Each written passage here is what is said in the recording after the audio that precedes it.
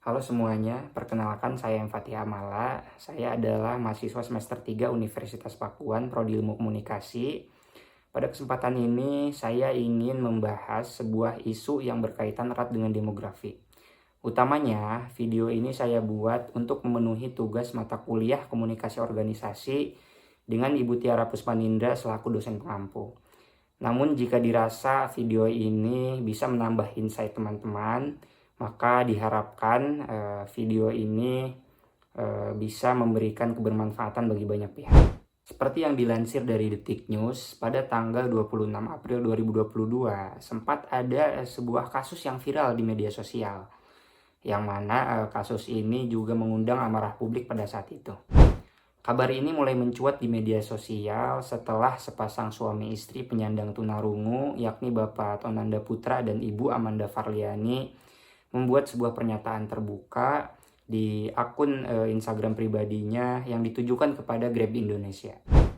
Hai, kita nyatangan suami istri, kita mau bikin video surat terbuka untuk Grab dan suami mau berbagi cerita malam berbiasa.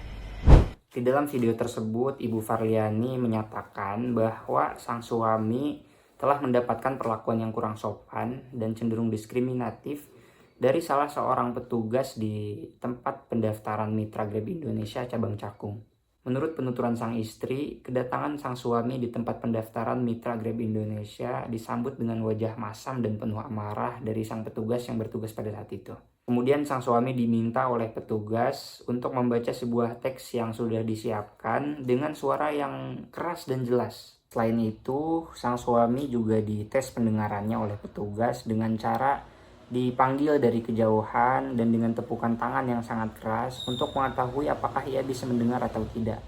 Padahal sudah jelas bahwa ia merupakan seorang penyandang tunarungu yang tentu saja tidak bisa mendengar. Namun anehnya, setelah sang suami dengan sukarela mengikuti semua tes yang diberikan oleh petugas, sang petugas tiba-tiba menyatakan bahwa di tempat tersebut tidak menerima lowongan untuk penyandang disabilitas tuli. Awalnya ngetes tapi kok ujung-ujungnya bilang ada lowongan.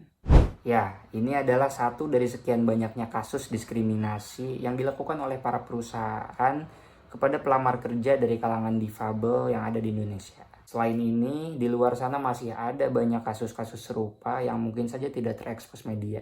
Akar dari permasalahan ini sebenarnya dipicu oleh stigma negatif yang menjamah di tengah masyarakat, terutama di dalam manajemen perusahaan terhadap para penyandang disabilitas. Mereka khawatir jika posisi pekerjaan ditanggungjawabkan kepada para difabel, maka pekerjaan tersebut akan mangkrak dan tidak akan berjalan sesuai dengan apa yang diharapkan. Para difabel juga kerap kali dianggap sama dengan orang yang sakit, padahal tidak demikian.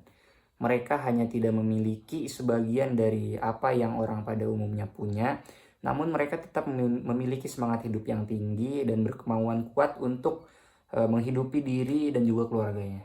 Hal ini berdampak pada kecilnya angka pekerja dari kalangan difabel. Seperti yang dikemukakan oleh survei Angkatan Kerja Nasional Sakernas 2020 yang menyatakan bahwa hanya 9% saja dari total 8 juta angkatan pekerja dari kalangan penyandang disabilitas yang terserap sebagai tenaga kerja.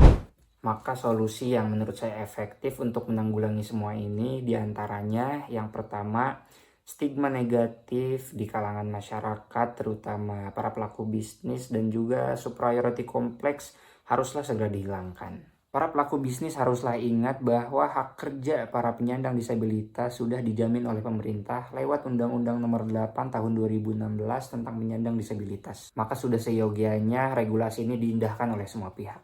Selain itu, para pelaku bisnis juga harus paham tentang aksesibilitas dan akomodasi yang tidak bisa begitu saja disamaratakan antara orang pada umumnya dengan para penyandang disabilitas demi terciptanya kesetaraan dan keadilan. Saya cukupkan sampai di sini untuk pembahasan seputar demografi. Saya Fatih Amala undur diri, sampai jumpa di video selanjutnya.